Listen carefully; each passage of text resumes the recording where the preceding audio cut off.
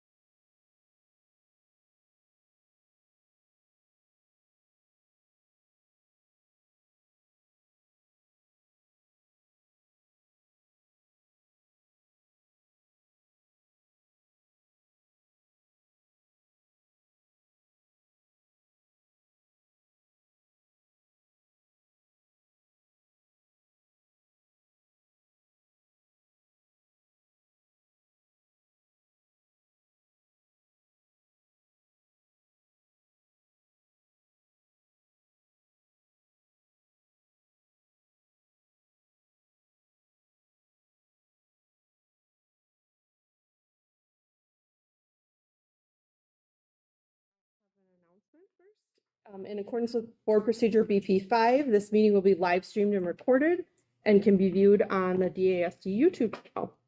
That brings us to calling the meeting to order. Rebecca, was the meeting properly noticed? Yes, And Anne, can we have a roll call, please? sure. Jan Berg. Here. Brian Coker. Here. Sue Esser. Here. Jeff Hahn. Here. Linda Lenhart. Here. Gussie Lewis. Gail Lovick. Here. Stephanie Sarr. Here. Megan Taylor. Here. Thank you. Brings us to the Pledge of Allegiance. I pledge allegiance to the flag of the United States of America and to the republic for which it stands, one nation, under God, indivisible, with liberty and justice for all. That brings us to the mission, vision, and equity statement. Okay. The mission of the DeForest Area School District is to provide an excellent education and engage, challenge, and inspire all students to pursue their full potential. The vision of the DeForest Area School District is committed to a culture that honors knowledge, respects individuals, demands excellence, fosters lifelong learning, and supports relationships that strengthen individuals, families, and community. And our equity statement. We believe every student can learn and deserves equitable access to high-quality, rigorous, and engaging learning opportunities. So we'll ask questions, foster relationships, manage resources, and create systems to increase and sustain access, equity, and safety for all learners. Thank you. That brings us to approving the agenda. I would move approval of the agenda with change in the order, item 4, to move item D, D and E, both of them, D and E in front of A, B, C. Okay, we have a motion. Do we have a second? I'll second that. We have a second. All those in favor say aye. Aye. Any opposed? That motion passes. That brings us to item 4A, now A, presentation and possible approval of OE7. So OE7 is moving up in the agenda. So we're going to have Mr. Craney, our Director of Safety and Operations, and Mr. Tronson, our Director of Technology or Learning Information Systems, come forward and share some of the highlights from OE7. And then I will turn it over to the board after they have a chance to share anything that they want to share from the report. And I have some things I could probably share too, so. Awesome. So when we look at OE7, really what OE7 is about, as you know, is just that compliance piece to make sure that we have our coverage, we're taking care of our district, we have our assets taken care of. So when you look at all the different areas, especially the areas that Russ and I are in charge of, we want to make sure that our systems are in place to protect our investments, both within the district and around. So some things that really we've been working on from a safety perspective is, and from an operations perspective is looking at misuse and property and how we're taking care of those properties, really putting something new into place where we've got forms that people can report misuse, vandalism, things like that, so we can actually know what's going on within the district. So that's something new this year. In addition to that, taking care of our assets, a lot of just communication back so we can take care of it. Our cameras, we have over 600 cameras within the district to take care of things. So we really need a system that both of our departments work together. And so we know what's going on and we can fix it when it goes down, because these are tools that our buildings use every single day to make sure that our schools stay safe.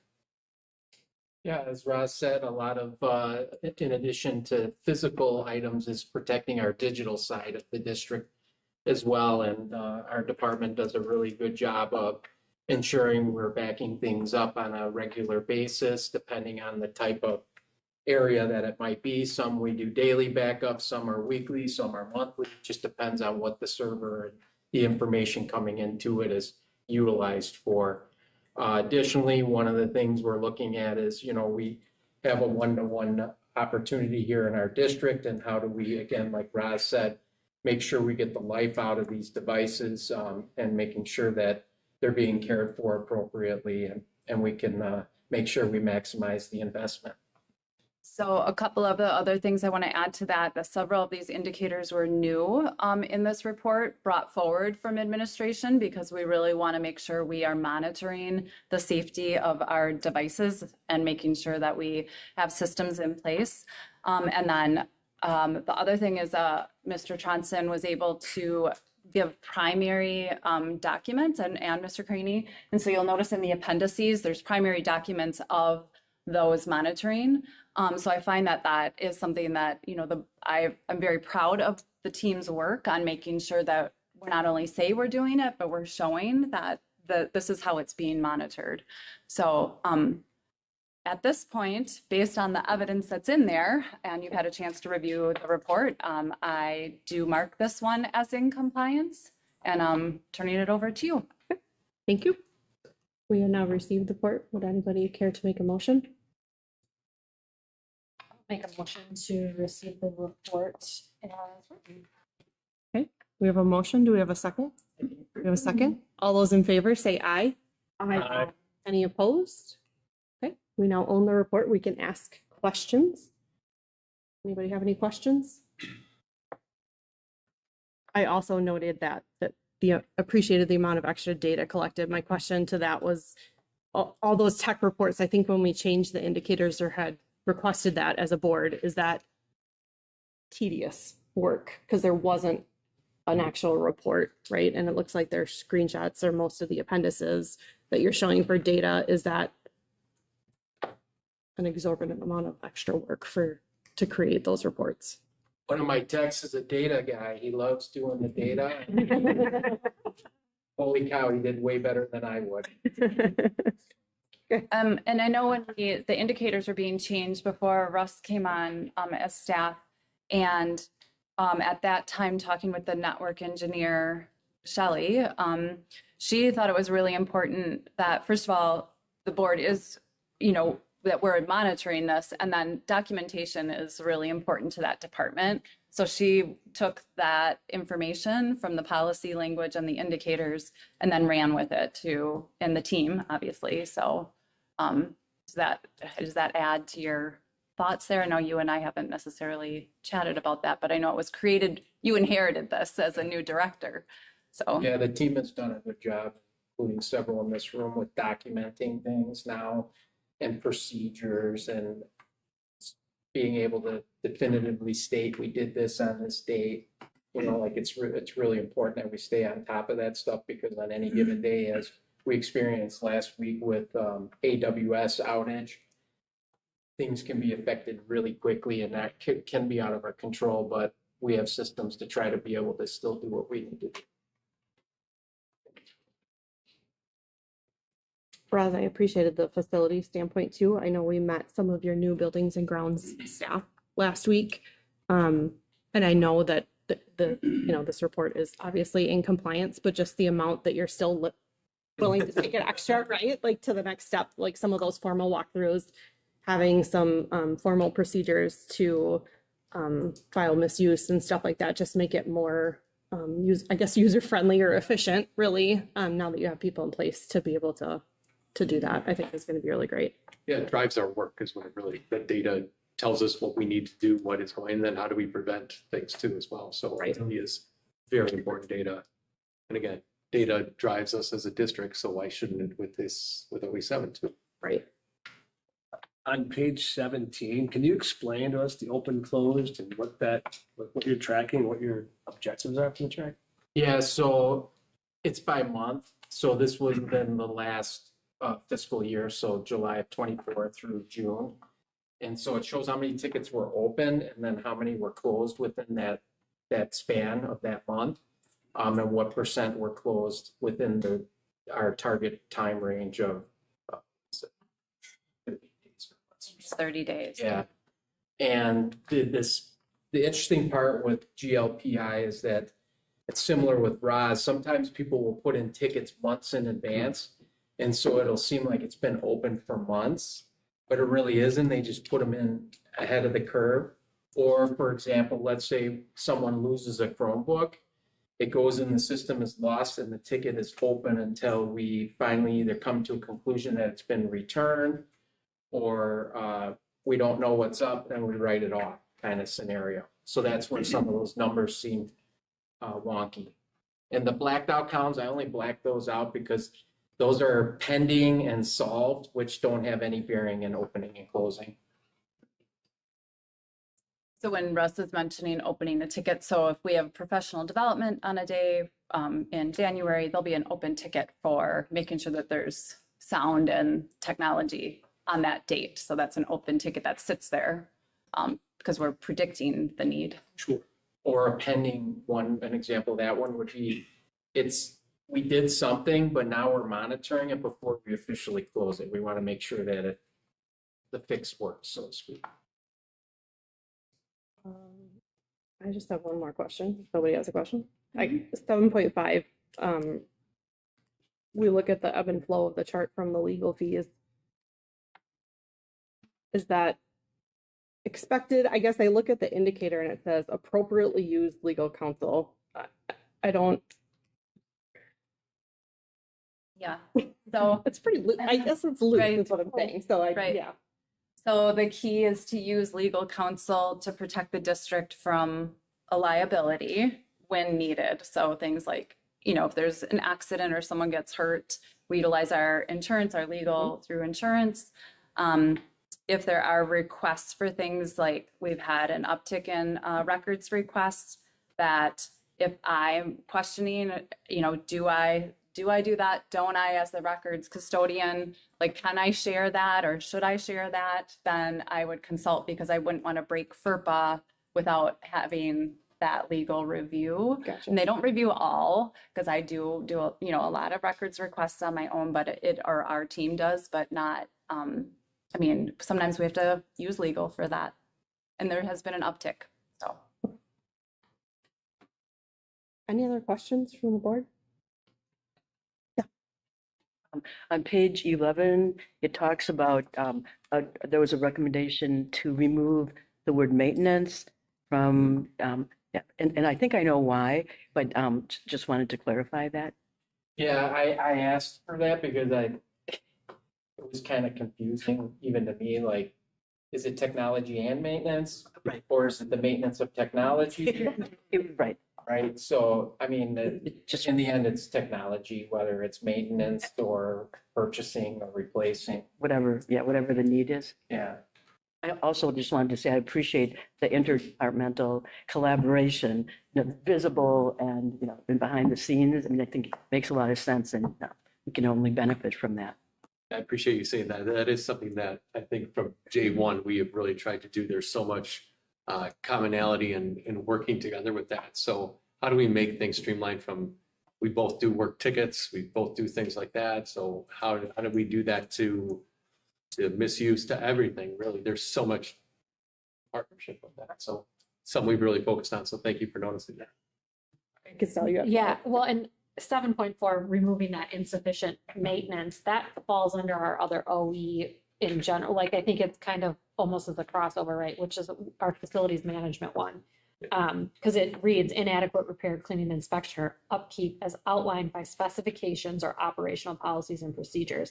So maybe it's not that we necessarily want to take out insufficient maintenance. Maybe it's that we add in technology or something. That's not I don't think that's where the word maintenance. I is. think he's taken it out of the indicator. Indicator three. Indicator. Oh, I'm So we want to keep that in policy language.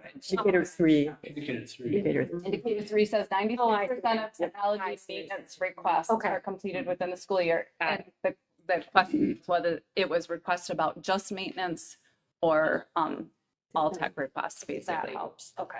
Yep. Any other questions for Russ? Oh, I'm sorry. Yeah, I was waiting for you to look at Yeah, me. sorry. So nothing on this year's capacity building. So we gave you enough money last year. You took care of all the cameras and tech costs. I mean, We're getting there. actually, it's kind of a two-part question. Sure. So there's nothing under the capacity building part, but are you still kind of in I don't know if it's a rebuilding or discovering kind of stage as to where things and analyzing kind of stage? Yes, as regards to cameras. Yeah. Yeah, so with our safety strategic plan, we started our camera portion of this right now, which is truly getting everything that we have up and running to make sure that it is operational, to see what do we actually have within our buildings. So some work coming up will be coverage maps of buildings. Then it's looking at what do we have? Does it sufficiently meet the needs of all of our users. And then from there, do we need to go to a process to look at what's out there? How does it match and meet? And then move on to upgrade with that. Technology moves so fast that we want to make sure that we have those tools that will save time for our building leaders and use this to the best of our knowledge. So there's a lot of work I think that we still have to do with what do we currently have? Where are there holes? Where are there gaps? Is it consistent? Is it reliable? Our technology changes so often. And right now I was very surprised to find out the length of a camera is about 4 to 5 years, which when you think about, we have a building that's 4 to 5 years old that has over 100 cameras in there. Right. Yeah, it's like, oh boy, I don't think we'll ever get to that place. But how do we develop a system where we're not getting hit with it all the time? Does that answer the question? Yeah, I can kind of see where you're probably still at the figuring things out. This was a big issue. Capacity building, we put this in there. And then moving on, so. Yeah, we'll keep learning. The thing I think I'm most proud of is that we have things working, and when they don't work, we have a system to collect that data, fix it, and then move on with it. That's the neat thing, that where we're not just going, oh, well, it doesn't work. No, now we can fix it and move forward. It's been really nice to see that, again, that collaboration between our departments and how that works.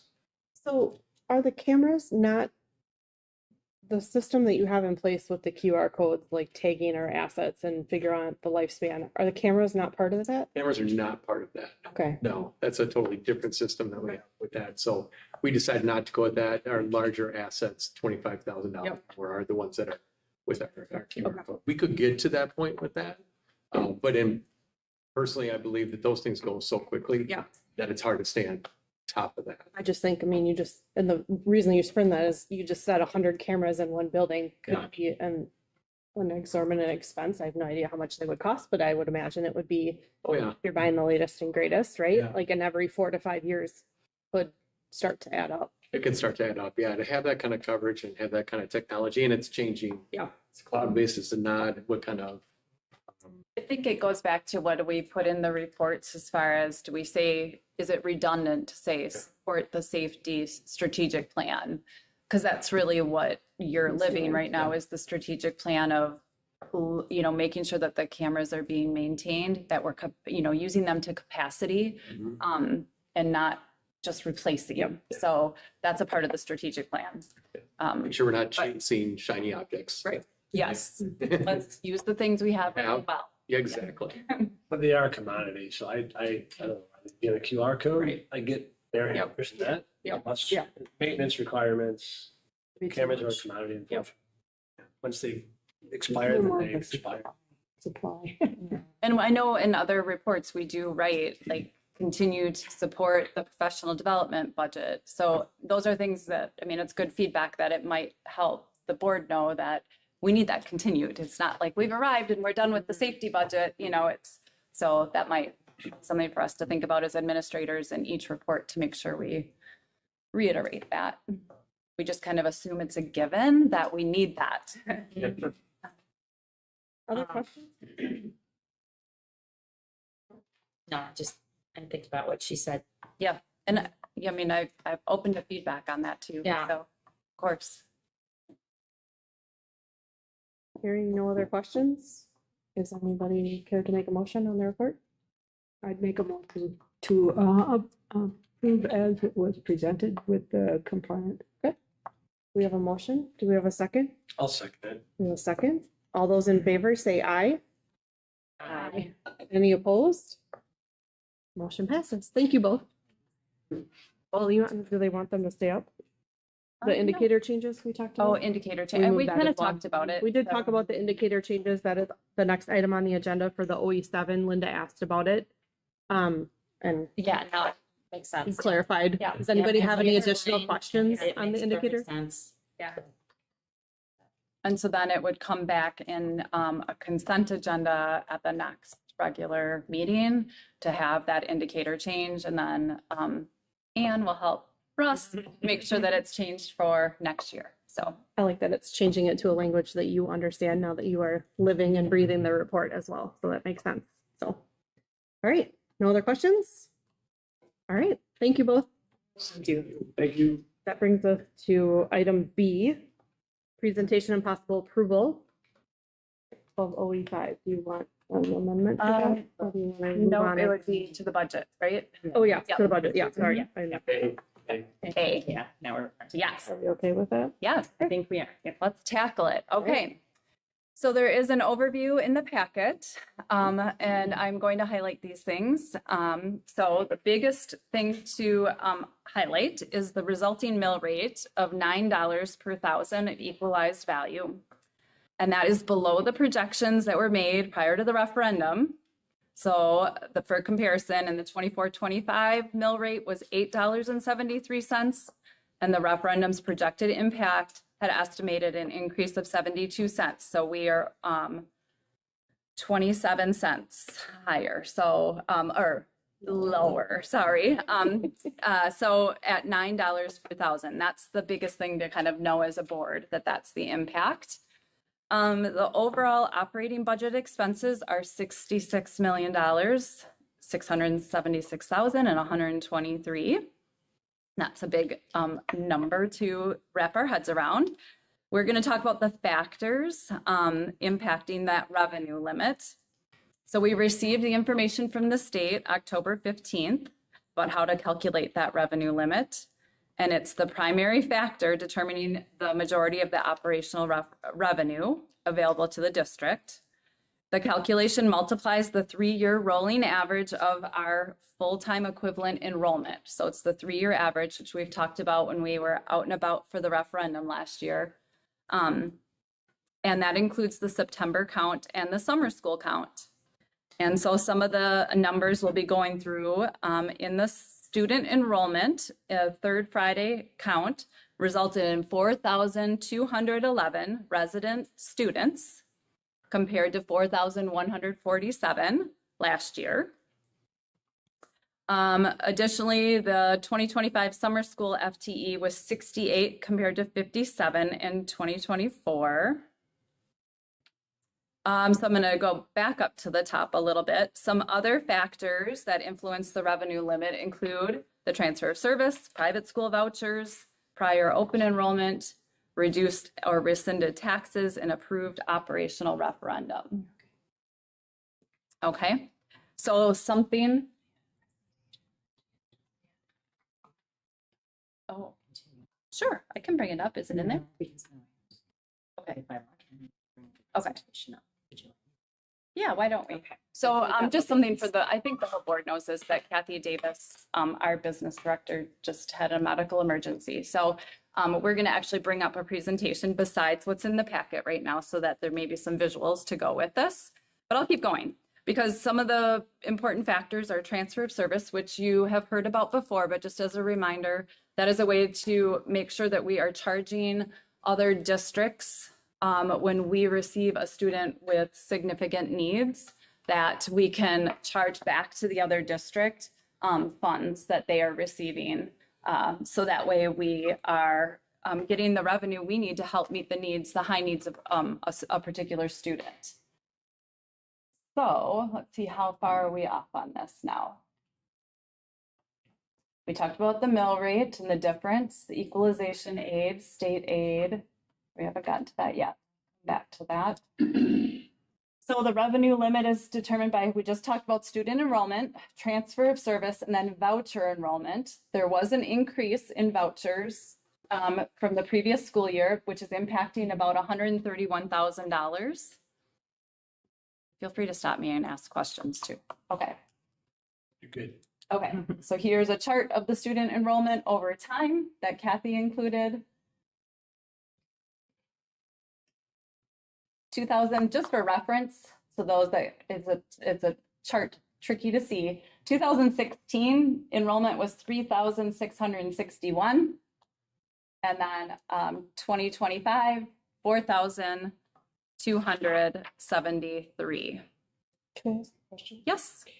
When we see the large amount of difference of the same grade level, is that like alarming, or is that no, like we just it's the same year from the from the prior year, same grade level. So like when we see that there's less 4K students than the previous year, is that just like how we're looking at it? Another way to look at a trend in enrollment? Yes, that's another way to look at a trend in enrollment.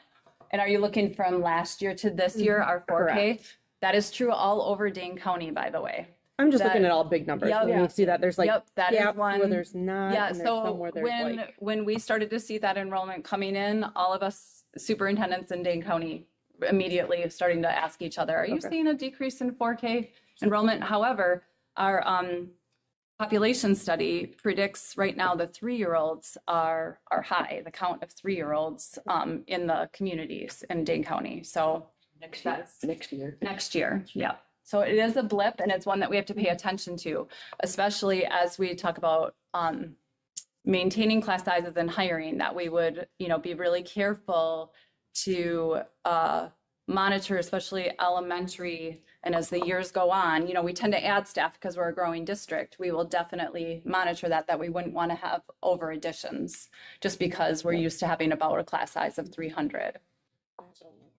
Yeah, go ahead. Summer school, do we Yes. get the same amount per student? No. Okay. And I That's a don't know the different calculated exact amount. calculation, but we do not. Okay. Yeah. Just a question. That'd be percentage. Yeah. Okay, other questions I can try to answer? Okay, so back to enrollment trends. We've seen this graph before. We showed this at our last community engagement session. Again, growth over time is predicted, even with the 4K blip. The prediction is to continue to grow and maximize our buildings and our space. I think I'm going to stick with the information in the packet too, just because I want to keep going with the impact on revenue. So I talked about student enrollment, transfer of service impacts revenue, and then voucher school enrollment. And our voucher school enrollment, again, I shared, increased by about $131,000, and that is direct impact to our taxpayers. One of those things we definitely have to pay attention to. The tricky part of that is we don't know where those kids are, where those students are. I would love to find out more about that. We have no information. So Yes. this is money that the 131 is being paid to Out of district. out of district to Out of ABC school. Follows the kids. Right. And it's one of our challenges in public school is that we don't know how to even get the information about what reasons why families are choosing. As again, it would be nice to have that if there's things we can offer or improve upon. We're always willing to dig into that. So As a district, can we, I know we can't ask somebody to, if they don't want to share, but can we ask the question in a newsletter saying, if you opted to somewhere different, would you please share your reasons why? So If you give it to us. newsletters go to our families. Right. We could send it in a mailing Yep. out because they're not our families, obviously. You know what I mean? So we have to do a public mailing of some sort. We are going to be doing a mailing for the community sessions. And I know that Diana Cadrich and I have talked about this before, and Kathy Davis, so Director of Student Services, and Kathy, about how could we get this information. And we've brainstormed a couple of ideas. So that is one that we could explore too. It serves us well to know the information. For sure. Okay, so that's a factor in there. I have And a question. yes, Do we know how many students and the ages of the students? no, we don't know. Well, I don't know the ages. We do know how many. I don't have it sitting here in front of me though, but I can get that to the board. It might be interesting. Yeah. You're taking a note of that. Thank you. Okay. So let's continue on to the revenue limit calculation.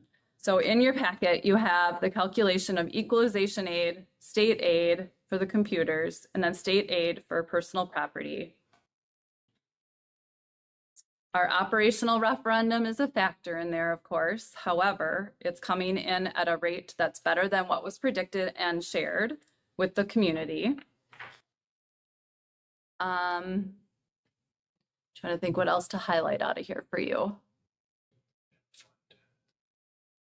So DeForest was one of the 26% that received an increased amount of state aid compared to 24-25. So that is also a celebration for us that we received a little bit more. And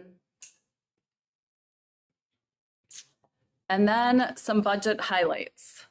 So we have some general fund 10 increases by $320,000 and 378 cents. That's our general fund. General state aid increased by 158,000. Open enrollment revenue decreased by 117,000. And again, open enrollment revenue went down because we denied, as a board, denied seats, I should say you all denied seats to some grade levels for the last 2 years because of space capacity. So trying to make sure that we are maximizing our space. Now, at the same time, in this last biennium budget, the state actually allocates more money per student for open enrollment. So a project that Kathy Davis is working on right now is what is the tension point for us? Where could we possibly add some open enrollment so that we can gain that revenue without impacting having the need to hire staff and space?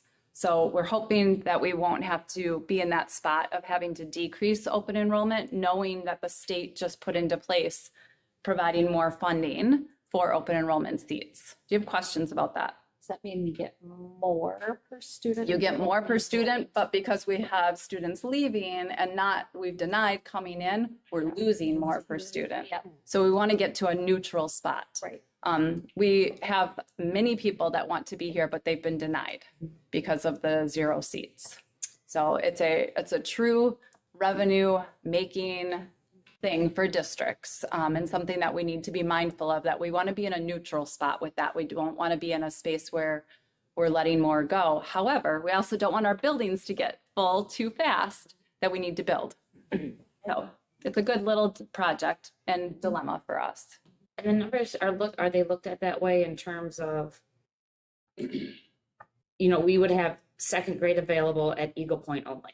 Do we? No, it's not. It's only by grade. It's not by building. And then we can assign where they go, what building. And sometimes people deny because they want. Right, that's right. Yep.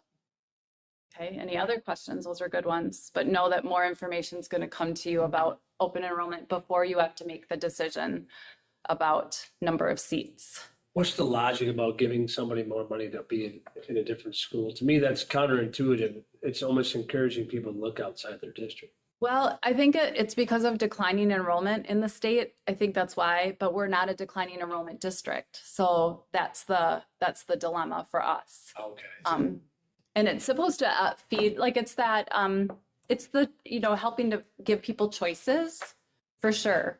But the issue for us is that you have to deny it before choices can even be made. Otherwise, we would, based on the amount of denials that we've given, we would be in the positive side, a choice, district with open enrollment. No, I understand the voucher thing. That makes sense. This is different than. This is totally different. Yep, This this is is saying if different. you want to This go is to the public neighboring school. school. Yep. But we've denied them because of space, right? But if we had denied them, the state is saying, if I go to a neighboring school, if I send my child to a neighboring school, that school will get more revenue than if I stayed in my own school. Yeah. So I'm understanding it correctly. Yes, that is correct. And I think, is that a fixed amount across the state? Yes, per student. And that's the new part of the budget. Right, so that's, I think why is because the amount of revenue that the levy per student is different by district. So, correct me if I'm wrong, but we have X amount per student here in DeForest, we're below average for the state. So that means that they probably took the average for the state and that's what gets paid out. Probably. I don't know for sure, but that would be my guess, is to try to level that. That makes sense. Potentially. So if you're like Verona's 14,000 or something per student, and we're 11. They wouldn't be Mhm. making money off of. They would actually lose money by taking in open enrollment. At that at that situation. place. District, yeah. You track, we know the data on how many requests we get. Yes, we have all that tracked. Yes, we could also provide that in a board update. That's part of the project, is to make sure that you have an awareness before going into making that decision about, open enrollment I seats. think when it comes time, some of that data, when it comes time for the next informational, the educational part of it, board education. Yes. Okay, so one question that came out of the referendum in particular was about where would we end up with revenue by enrollment type? So we're at $12,640 per student. So that's where we're at, about how much we get per student. And then I feel like Kathy's sending me a message. So she says the levy paperwork, so she's from urgent care right now. The levy paperwork is in the pink folder on her desk for Jeff to sign. You after this, Jeff. She's with Kathy Williams, so she's taking care of her as well. So another huge part in the packet is our long-range forecast. And that's something I know that is in the estimate only phase as of October 21st.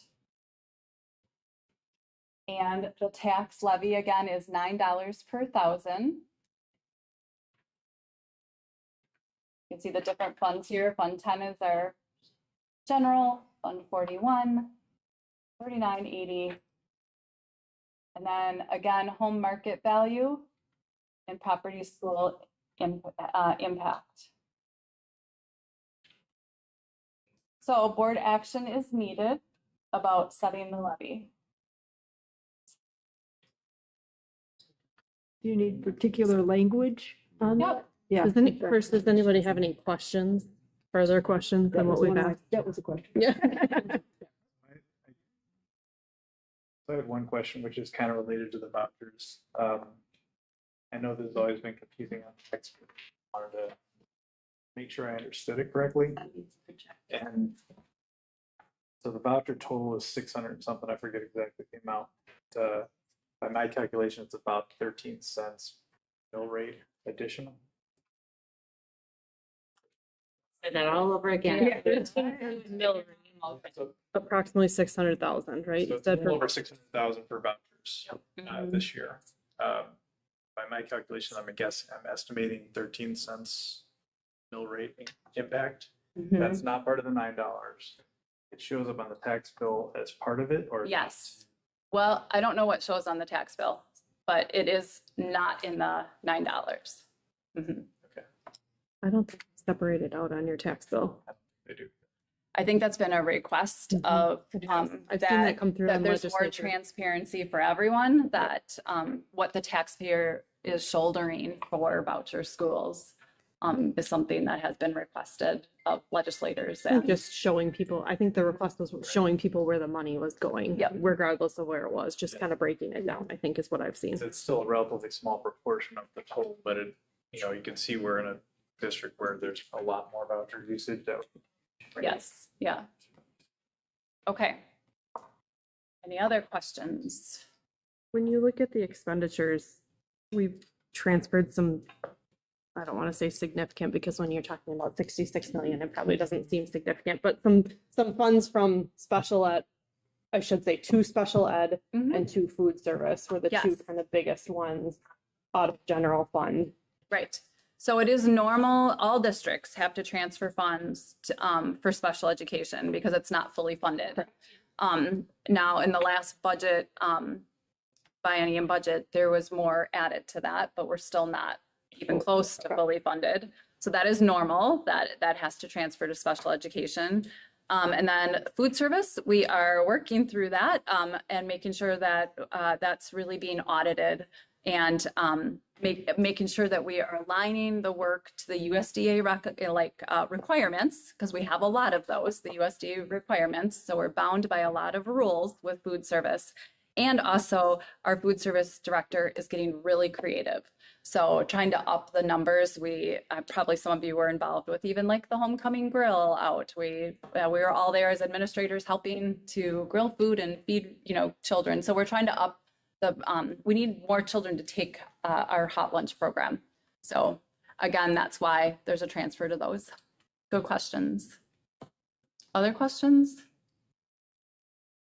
I have a question I'm not sure you can answer, but do we, does anybody know the impact on the budget of the government shutdown? I mean, I don't know how, we need to do this based on what we know right now, but I'm just wondering about. So a couple of things that are impacting us right now, not really with the shutdown, but more with the federal government is we are counting on a small grant for it's an immigration grant. That money hasn't been talked about or appropriated. We don't know where that stands. So we had to move some funds from general fund to help with professional development for our teachers that teach English as a second language. So that's an example of impact, but it's not large right now and we're able to manage it. Otherwise, there isn't a lot of other impact from like government shutdown perspective at this point. So I wondered about federal, because the food program is federal. Yeah, the USDA just said they weren't sending out money in November. Well, that'll be a, SNAP. But that's that's SNAP, SNAP, yeah, I know, yes. but, okay. But schools are expecting to receive what they need for food. As far as I know, we get updates from DPI weekly on things and I get that information Yes, we know. as it comes. Thank you. Any other questions? No? Okay. All right, hearing none, would anybody care to make a motion on? I'd make the motion if you tell me what. It's is approval. I would move that the total tax levy should be set at. It's predicted It's at, predicted at $44,809,894, which is an increase of 4.57 million, 11.4% over 2024-25, with a mill rate of $9 per thousand of equalized value. That's my motion. Thank you, Jen. You're welcome. We have a motion. Do we have a second? You have a second? All those in favor, you want a roll call? I would like a roll call for this. Jan Berg, Yes. Brian Coker, Yes. Sue Esser. Yes. Mm. No, this is for just setting the levy. This is for setting. Jeff Hahn, Yes. Linda Lenhart, Yes. Gail Lovick, Yes. Stephanie Sarr, Yes. Megan Taylor, Yes. and Gussie is absent, so motion passed. Thank you. That brings us, I'm just gonna say what it is because we're kind of outnumbered, to presentation and possible approval of OE5 financial planning.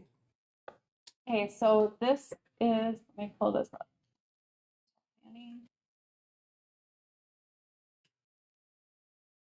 All right, so Kathy Davis also oversees this report, and inside the report, there are several things that relate to the budget parameters. Some things that I want to highlight in policy is that you see those budget parameters and that they align to the results reports and operational expectation goals for the year, which goes back to that question, and we don't have to discuss it at this moment, but maybe when you accept the report, back to the question that I think Sue was asking about is how, is it important to keep some of the things that we want to maintain in our reports so that it's reflected in OE5?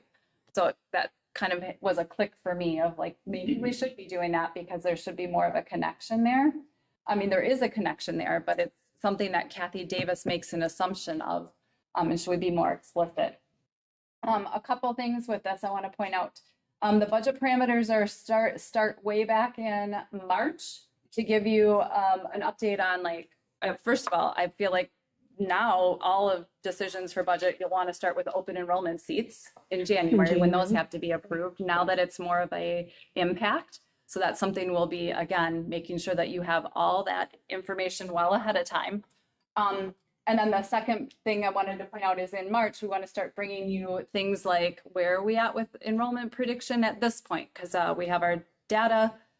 Usually, you know, we have enrollments throughout the school year, so we want to make sure we bring that to you. And we have brought that to you over the years, identifying capacity building from the previous reports all year so that you can see where we focused in on for needs.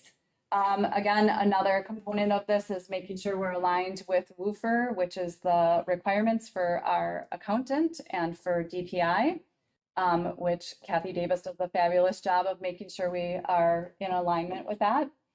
Another key highlight here is making sure that you all see the assumptions again, nice and early. We monitor the legislative updates, provide you that information when we have it, so that you're able to help make those decisions about the budget.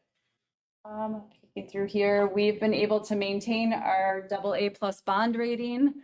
So making sure that that's a highlight. That's because we keep in policy that 25%, which is a key component of keeping that AA+ bond rating.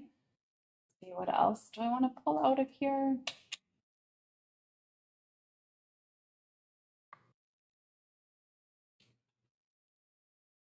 And at this point, I'm going to turn it over to you. So what question? Oh, sorry, I'll turn it over to you. Yep. All right, we've now heard that. We can make a motion to accept the monitoring report. Thank you. We have a motion. Do we have a second? I'll second. We have a second. All those in favor say aye. Any opposed? Now we can ask questions. Yes. Questions for Rebecca?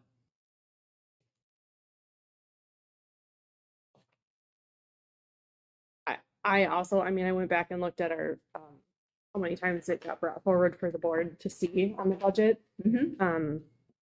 We see it a lot. We do, Which which is she good. does a great job with it. And how she ties it to our policies and what we're asking for in those capacity building.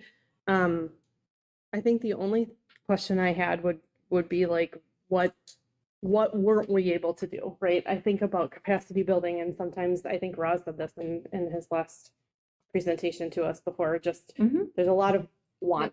There right? is. And where are we prioritizing the need, or what maybe weren't we able to accomplish that maybe we wanted to? So something I want to make sure I have mentioned a couple times, and it'll be drawn out in the R2 reports, is that with Act 20 for our elementary teachers and for the big drive, and it's the right work to make sure our kids are literate, we want to make sure we have enough intervention for literacy and numeracy at the elementary level in particular, and then enough to also carry through when students haven't necessarily made those gains, so that we can support all kids all the time. That doesn't require that they have to have a special education, you know, I mean, if students need special education, great, but we want to make sure we can provide what we need along the way. So just know that that's something you're going to hear more about in the R2 reports, is how are we supporting literacy and numeracy and growing our kids.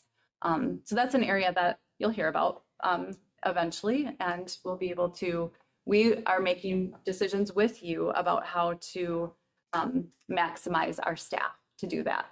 So my question is more like, do we have like a master list of all this capacity building or action plans that then we're like, maybe what didn't get paired up to a budget item that we were looking for?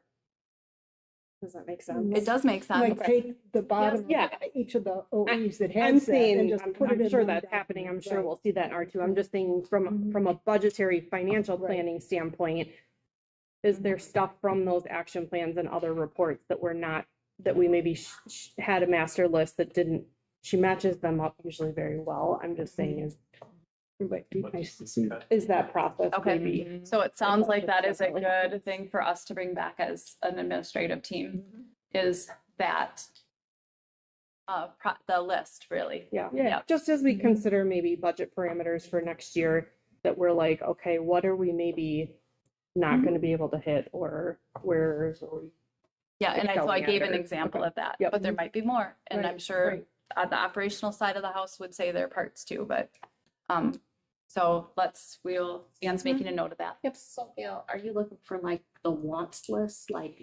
Well, I mean, we get, yes, I mean, I consider our action plans, and obviously we talked about tonight, you know, stuff we're maintaining, right? So there's stuff that they're gonna want to continue, say that we receive a report, they want to continue working on. Stuff that they, you know, have an action plan for and have capacity building, like they want more or more resources. If there's times where there's potentially, we just can't afford to do that, I want to know that, right? I want to know if that's, or if maybe we're hitting them all and I just don't know that. Just the thought. That's all. I think it's more that way. Yeah. I think I'm it's sure it is. trying to shoot, what was I? Oh, from when I asked the question before about Yeah. capacity building and there wasn't anything listed. Looking at it from terms of, like you gave the example, continued support for professional development, this, which I would identify as if you have to take money from somewhere, don't take it from this. Versus we need Yeah. 100 more cameras. So Yeah. capacity building tells me, we need $4,000 for these cameras. You see what I'm saying there? I So do. when you brought up the example about having directors put that in capacity building. Wasn't exactly what I was thinking at that moment, but from this conversation, Yeah. please don't take, we really need to keep this. Right, because I mean, I think every couple things, public education doesn't tend to feel like they have enough, right? And we also know we can't keep, just taxing people. So I like the phrase, if I have to take money from somewhere, don't take it from this, like this, because of it supports policy that Right. supports our kids, that comes from the community that they care about. So I appreciate that statement, and I think that can help drive the director's decision-making and administration's decision-making, because when we go to make budget priorities, we work not just as a director team, but we bring it to all of our other leaders, managers, and principals, associate principals, and they help prioritize. So that's an important concept for them to know too, is that if it's in these reports, it's a part of the priorities of the community and the board. We're not going to take it from that necessarily. Right. Thank you. Yeah. Other questions? Hearing none, I would entertain a motion. The board policy OE5 monitoring report is compliant. We have a motion. Do we have a second? I'll second. We have a second. All those in favor say aye. Aye. Any opposed? That motion passes. Brings us to review of the board policy and any potential indicator changes. There are no potential changes I don't think there's any, I unless there's any questions from, or don't think anything was unclear in the report that we would consider changing. Okay. All right. Moving on, that brings us to public input. And I have Bernie, if you want to come up, I think we're going to have you be at the podium. You may go ahead and read that first. She's going to read a statement first, and then we'll get started. So the public input statement, the DeForest Area School District's Board of Education values community input and actively seeks community engagement in many ways.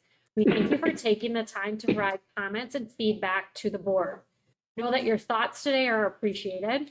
As stated on all our agendas, this meeting is a meeting of the Board of Education held in public for the purpose of conducting the school district's business. Therefore, public comments by district residents are limited to a total of 3 minutes in length per individual. Important to note is the Wisconsin open meeting law requires that the Board of Education members do not discuss topics, respond to questions, take action, or otherwise engage in conversation related to items that are not listed on the board's agenda. However, members of the board may actively listen, ask questions for clarification in order to understand your concern better. If needed, you may be referred to district staff to help address your comments. Thank you. Yes. All right. Somebody started this for me because I worried. Problem. Okay. Oop, yeah. Good evening, ladies and gentlemen. I bear gifts today. 3 things. 1 is congratulations again. 2 is more data, more research. And 3, unfortunately for the superintendent, more work. I'm sorry. I love work. I So love work. as long as it's good for I kids. just wanted to Yep. point out to you the 2 things I passed out. The first one is this plain one without the picture. That's the data that drove the presentation. Okay? As you know, some don't know, I'm a data-driven guy. Okay, just because you can do something doesn't necessarily mean you should. I enjoyed the conversation. Take it from here, not there, okay, is a recurring situation. I'm not here as your adversary. Okay, I'm here as your customer. Okay? I understand perfectly from an organizational standpoint of view, the importance of data. Okay, but I also understand that data can be manipulated. There's a data bias, 7 character data bias. Okay, what I'm experiencing in my research in the data that's being supported is the only way you fight data bias, okay, is to provide sources of your data in which you, if I say something in a paper, I assure you it will be sourced. Okay? Not speculation.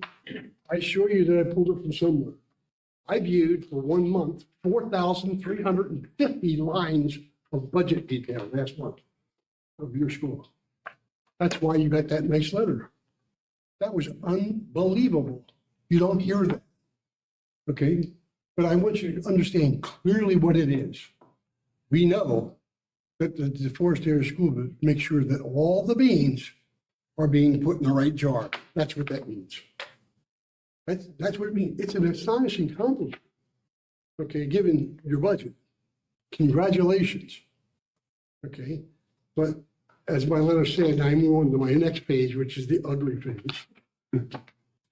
It's the political thing. What's the money being used for and why? Hence, this paper. I'll be honest with you, folks. There's no fault of your own. I'm not here to fault. I'm here to point out that there's alternatives. And I don't believe the alternatives are being looked at. The schools are being turned into mental health clinics. This board, 50% of your money goes to non-academic things using SEL. SEL has been prostituted since its inception. Here's the research. Not me, talk about the Rand Corporation. We'll tell you. Look at the results. Okay, SEL is not doing what it was designed to do. It's been expanded way beyond. And the counties and the state legislature have pulled a 3-card monte on you. Okay, they don't fund mental health clinics for people to do something. What they do is they fund people to tell you what you should do. Okay, and you don't have the resources. Okay. You have about 20 seconds left. I'm sorry. I want to point to you one big thing. The unaccountable, unacceptable, and inexcusable use of CSAs. The budgets and the money, and it's a diversionary process from the legislature. Don't believe me, I'm using your data. These are your numbers. These are not my numbers. I thank you for your time. Yeah, thanks, Brian.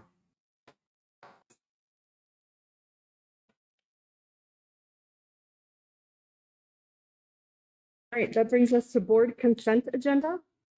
Would somebody care to make that motion? I'll make a motion to approve the consent agenda. We have a motion. Do we have a second? A second. All those in favor say aye. Any opposed? That motion passes. That brings us to board superintendent consent agenda. Make a motion to approve the superintendent consent agenda. Okay, we have a motion. Do we have a second? We have a second. All those in favor say aye. Aye. Any opposed? That brings us to press, which he left. That brings us to board debrief. And Sue, you were at agenda planning, so if you want to lead debrief. Yes. Thinking back to when lost his name. It's here in May. John Steach? John, thank you. We had a small discussion on debrief stuff, but an interesting idea of another board looking in. We talk about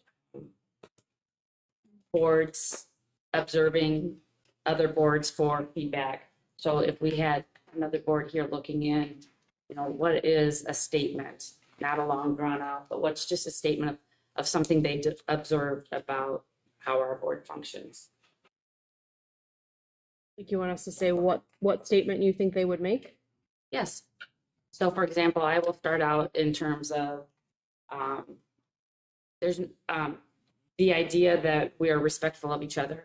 And, you know, we don't raise our hands to speak like it's, now I'm going against what I said, making it long and drawn out.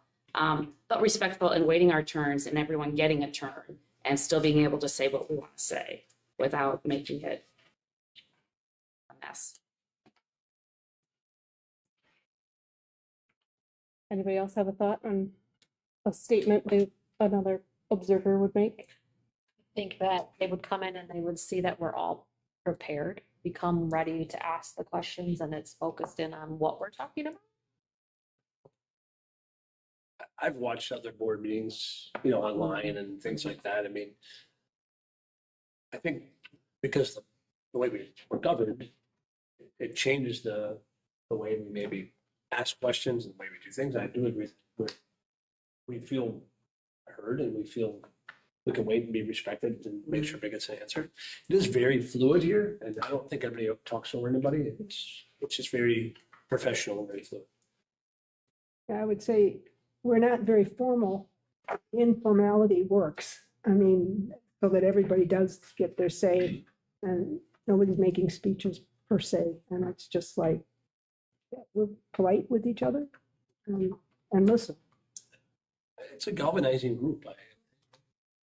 And tagging onto that, I think about it a lot that, you know, we are governed by Robert's Rules of Order, or we use that as a guiding factor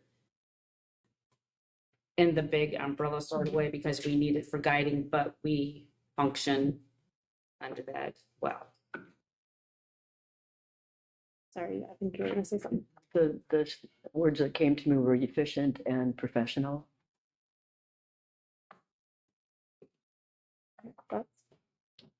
Everyone does a good job listening.